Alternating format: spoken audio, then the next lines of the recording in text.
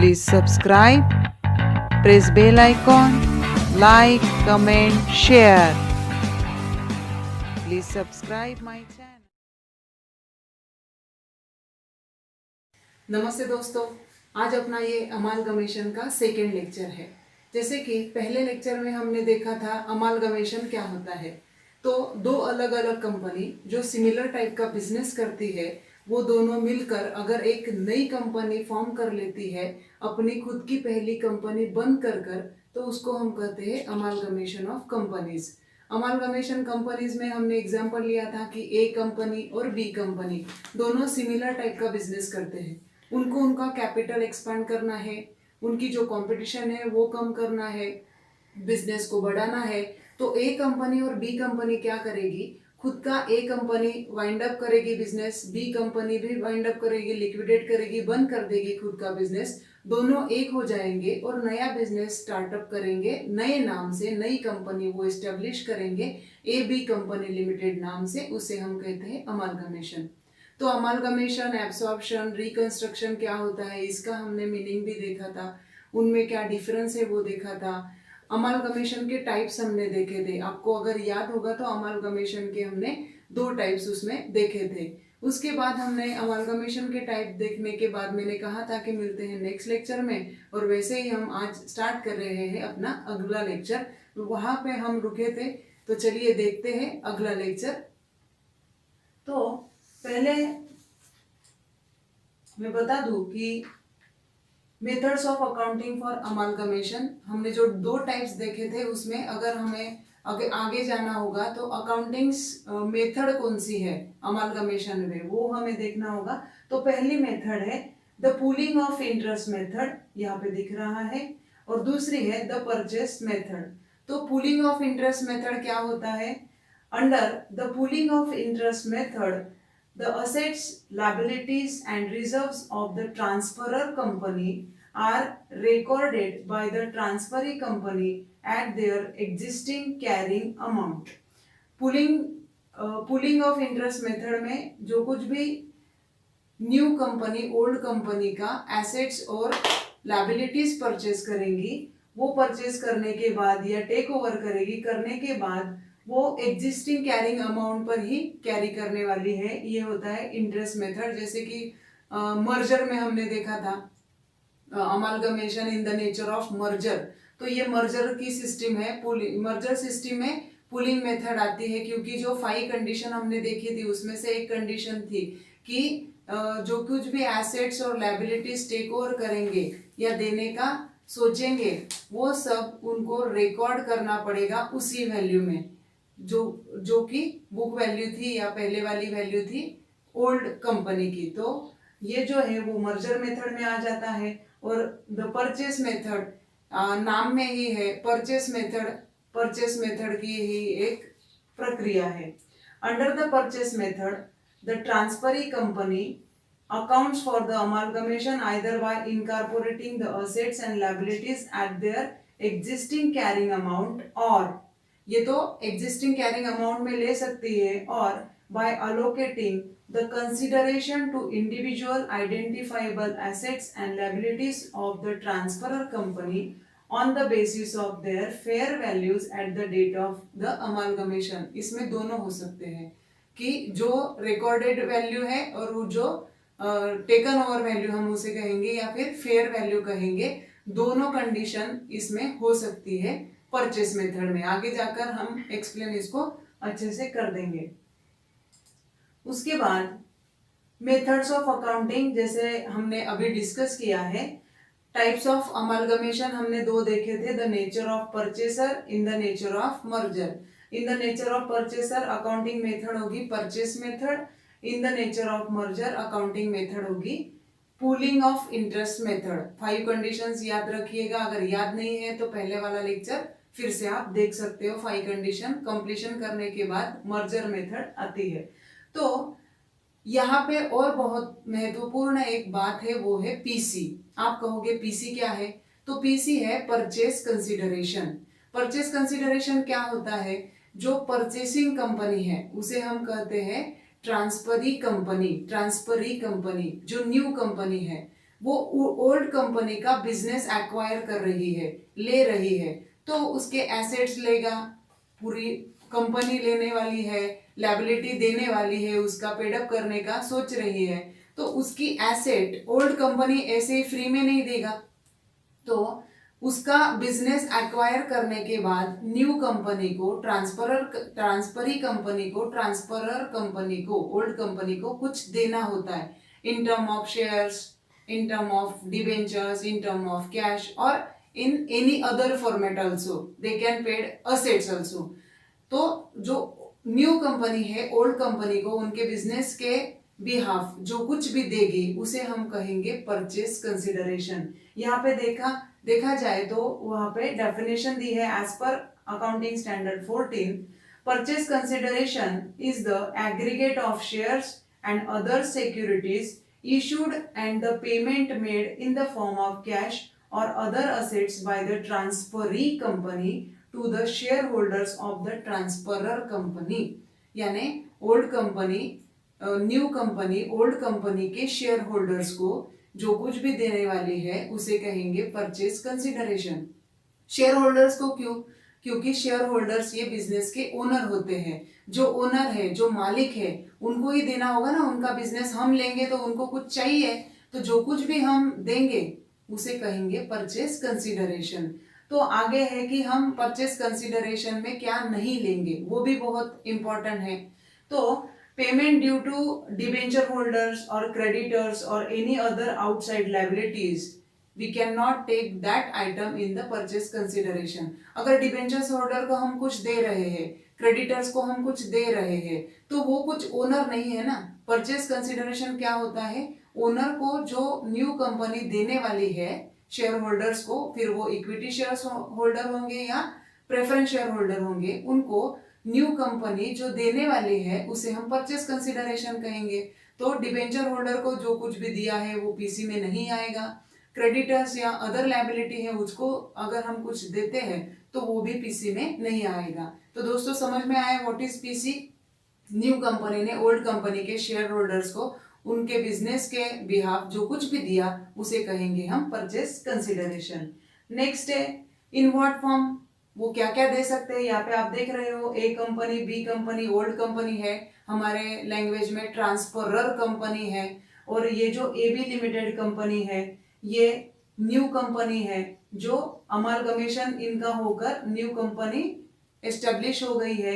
A B company A company को और A B company B company को कुछ देगी, शेयर्स देगी या एसेट देगी या कैश देगी, जो कुछ भी देगी उनके बिजनेस के बिहाफ, उसे हम परचेज कंसिडरेशन कहेंगे।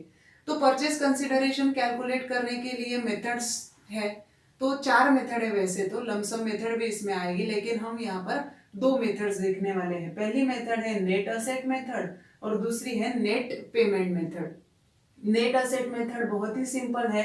परचेज कंसिडरेशन कैसे कैलकुलेट करते हैं, नेट असेट मेथड में उसके नाम में ही असेट है, नेट असेट। तो नेट असेट क्या होता है, एसेट्स माइनस लायबिलिटीज। तो फॉर्मूला यहाँ पर है value of assets taken over minus value of liabilities undertaken.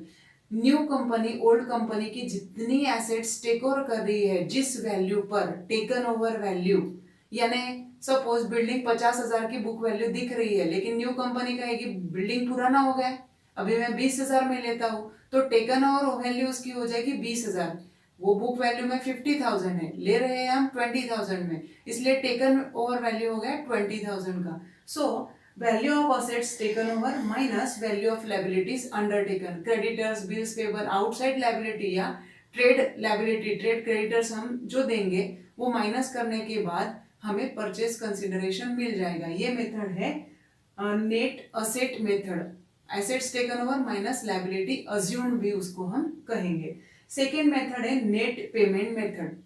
Net payment, equity share holder, preference share holder को न्यू कंपनी क्या क्या दे रही है उसका अगर हम इक्वल करेंगे, टोटल करेंगे, तो ये जो मेथड है वो कंप्लीट हो जाएगा। फॉर एग्जांपल क्या क्या दिया है, amount of equity shares, number of shares into issued price, कितने शेयर्स दिए और कितने कीमत के दिए, है ना, number of equity shares plus amount of preference shares, वैसे कितने प्रेफरेंस शेयर्स दिए और कितने कि क्या कीमत में दिए, अमाउंट ऑफ डिबेंचर्स, और रिमेनिंग कैश में भी दे सकते हैं। तो क्या क्या हमने शेयर होल्डर्स यानी ओनर को दिया, वो अगर कैलकुलेट कर कर हम पीसी कैलकुलेट करते हैं तो उस मेथड को हम कहेंगे नेट पेमेंट मेथड। दो मेथड है, याद कर लो, नेट असेट मेथड और दूसरा है नेट पेमेंट मेथड।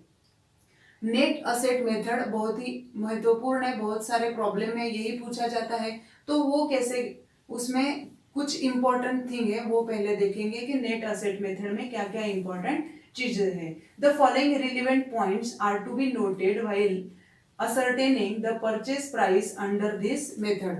जब भी हमें परचेस कंसिडरेशन इस मेथड में कैलकुलेट करना है तो ये देखना पड़ेगा। If the transferee company agree to take over all the assets of the transferor company, it would mean include of cash and bank balance. अगर नया कंपनी पुराने कंपनी का, ओल्ड कंपनी का एसेट्स ले रही है, लायबिलिटीज टेक ओवर कर रही है, एसेट्स टेक ओवर कर रही है, तो उसमें कैश और बैंक बैलेंस इंक्लूड होगा अगर ऑल एसेट्स कहा है तो। In term of all assets however does not include fictitious assets. Fictitious assets उसमें नहीं लेना है। फिक्टिशियस एसेट्स क्या होते हैं, जैसे कि debit balance of profit and loss account balance sheet में हमें दिखता है ना बहुत बार, preliminary expenses account, discount and other expenses on issue of shares and debentures, advertising expenses account, these are the fictitious assets we cannot take in the purchase consideration। fictitious assets हमें purchase consideration में नहीं लेना है। any specific assets not taken over by the transferee company should be ignored while computing the purchase consideration। अगर new company old company का asset नहीं ले रही है, सपोज लैंड है, मुझे नहीं लेना है तो मैं लैंड नहीं ले रही हूँ, टेक ओवर नहीं कर रही हूँ, तो परचेस कंसिडरेशन में वो एसेट हम नहीं लेंगे। Only the assets taken over by the company with the taken over value, ये ध्यान में रखना है। If there is any goodwill, prepaid expenses etcetera, the same are to be included in the assets taken over unless otherwise stated. Goodwill भी लेना है, prepaid expenses अगर है तो वो भी हम लेना ही है। In term of liabilities always signifies the liability third party। Trade liabilities are those incurred for the purchase of goods such as trade creditors, bills payable। third party liability लेना है, यहाँ पर इक्विटी नहीं लेना है। इक्विटी क्या होता है आपको पता है ना, शेयर कैपिटल होता है या फिर रिजर्व होता है, वो इक्विटी होता है। इक्विटी नहीं लेना है, थर्ड पार्टी ट्रेड लायबिलिटीज लेना है, ट्रेड क्रेडिटर्स हमें उसमें लेना है। Other liabilities like bank overdraft, tax payable, outstanding expenses, ये हमें नहीं लेना है उसमें। परचेस कंसिडरेशन में अदर लायबिलिटी नहीं लेना है, ओनली थर्ड पार्टी लायबिलिटी हमें उसमें लेना है। और liability do not include accumulated और undistributed profits like general reserves. पहले भी मैंने बोला जनरल रिजर्व नहीं लेंगे, securities premium, workmen's accident fund, insurance fund, capital reserve, dividend equalisation fund, ये हम नहीं लेंगे। तो ध्यान में रखिएगा, जो एसेट्स टेक ओवर की है, जिस वैल्यू में टेक ओवर की है, जो लायबिलिटी है third party liability only trade creditors या बिल्स पेबल, वो हमें लेना है। जनरल रिजर्व नहीं आएगा, फिक्टिशियस एसेट्स परचेस कंसिडरेशन में नहीं आएगा। तो ये हो गया नेट असेट मेथड। आप नोट्स इसके निकालो। उसके बाद अपना ये एक प्रॉब्लम है वो हम अगले लेक्चर में सॉल्व करेंगे, या फिर हम अभी भी दे सकते हैं कि बैलेंस शीट यहाँ पर दिया है, share capital 6% debenture, sundry creditors, general reserve, profit and loss account. Asset side में goodwill, land and building, plant, stock, debentures, cash, preliminary expenses, discount. क्या कहा है देखो, the transferee company takes over the business of transferor company on the following terms and valuation. अगले terms और condition पे उन्होंने old company को take over किया है। The value of placed on the various assets are goodwill 60,000 को, goodwill था कितने का 80,000 का, लिया कितने को है 60 को, लैंड एंड बिल्डिंग 120, प्लांट, ये सब जो है वो है टेकन ओवर वैल्यू, और बैलेंस शीट में जो है वो है book value. Taken over value PC में लेनी पड़ती है। और cash are not taken over, cash नहीं ली है इसीलिए हम पीसी में भी कैश नहीं लेंगे। उसके बाद अब कैलकुलेट करने के बाद creditors to be satisfied at ₹40,000। Creditors जो है वो हम देने वाले हैं, न्यू कंपनी पेड करने वाली है, लेकिन कितने में 40,000। यहाँ पर क्रेडिटर्स 50,000 के है बैलेंस शीट में अगर, लेकिन हम उसके 40,000 ही देने वाले हैं। तो सॉल्व कैसे करेंगे, ये है net asset method, assets taken over minus liability assume. तो कौन से एसेट लिए हैं, goodwill, land building, plant, stock and debtors. तो goodwill, land building, plant, stock, debtors, उनकी taken over value, not book value, book value नहीं लेंगे। तो ये हमने उसकी वैल्यू ले ली है, टेकन ओवर वैल्यू, उसका टोटल हो गया 3,70,000। ट्रेड क्रेडिटर्स जो 40,000 थे वो है थर्ड पार्टी लायबिलिटी, वो माइनस कर दी, तो परचेस कंसिडरेशन आ गया 3,30,000। तो समझ में आ गया, assets taken over minus liability assume, simple है।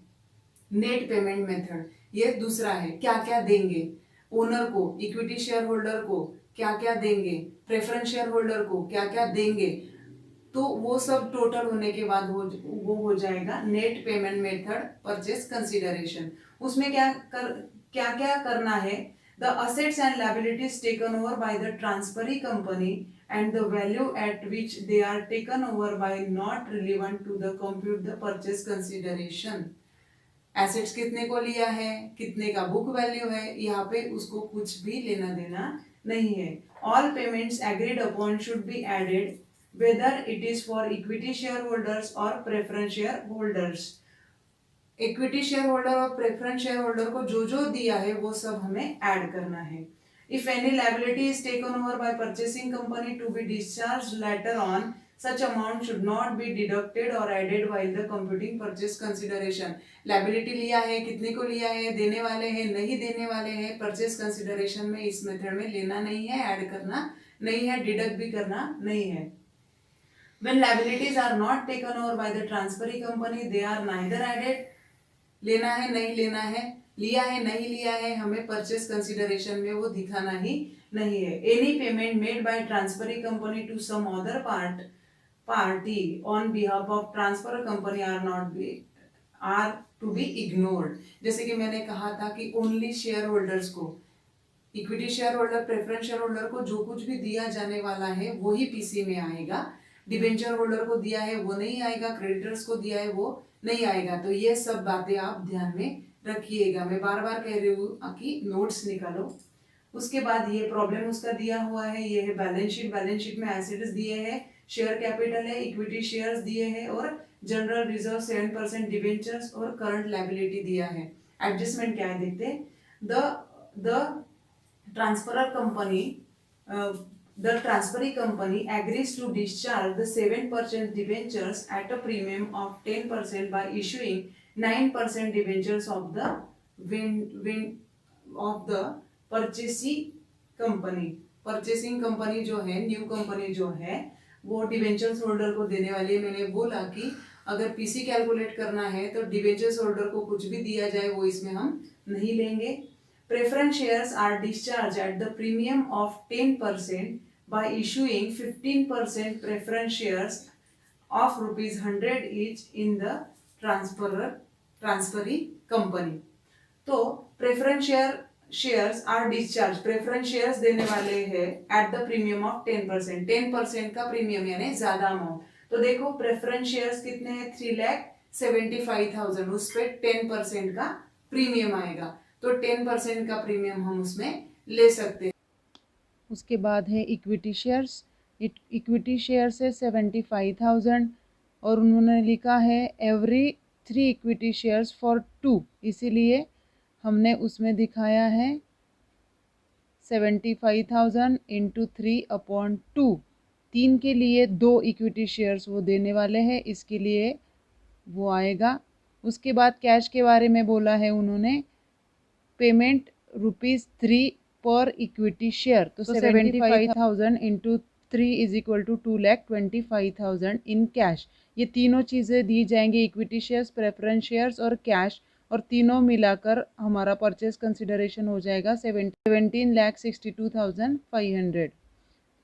सो थैंक यू वेरी मच।